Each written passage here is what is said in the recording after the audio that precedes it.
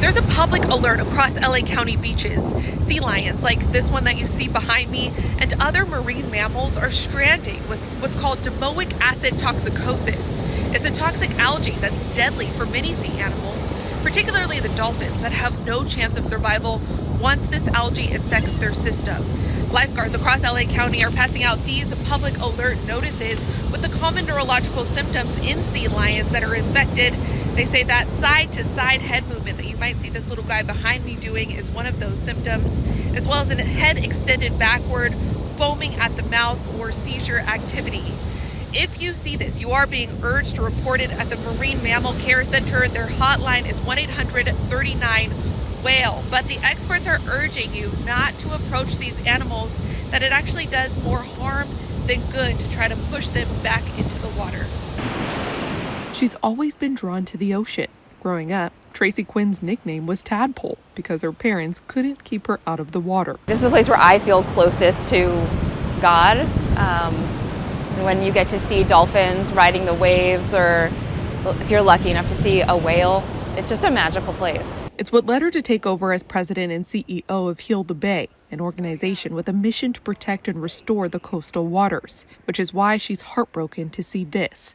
Thousands of sea lions, seals, and dolphins washing on shore along the LA coast, suffering from a toxic algae bloom that produces a neurotoxin called domoic acid toxicosis. Harmful algal blooms are a natural occurrence, but ones that are this intense and ones that cause this much illness are not normal. It's unprecedented, according to the Marine Mammal Care Center. Marine biologist Dave Baber says typically these blooms last 3 to 8 weeks and happen every so often. This is week 10 and the 4th year in the row with the highest rates of mortality. It's possible that that's because of a second toxin that's in our environment right now. We have a different algal toxin that's out there in the water. It's called saxitoxin, produces a condition called paralytic shellfish poisoning. So to have back to back harmful algal blooms like this and a couple very massive blooms like the one we're seeing right now, it's really a new thing. We're in uncharted territory with these. And they're inundated with no signs of relief, he says, responding to thousands of calls for service over the last 2.5 months, with more rescues than they typically handle in an entire year. Heavy rain after the January fires flushed debris and nutrients to the ocean that are fertilizer for the algae and could be contributing to the bloom. But Dave says it's not the main driver of it. He predicts these strandings will only get worse in the future.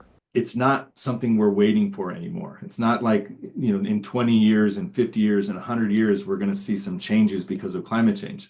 This is the change that we're seeing right now. Tracy says it's really important not to try to save the animals and call the 1-800-39-WHALE hotline instead.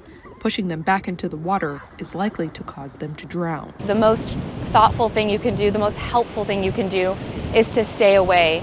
Approaching them, trying to help them and get them back in the water is actually going to cause a lot of anxiety in the animals, and it's important that we give them the most graceful death possible and just let nature happen. Letting nature run its course, she says, and supporting the humans helping them instead.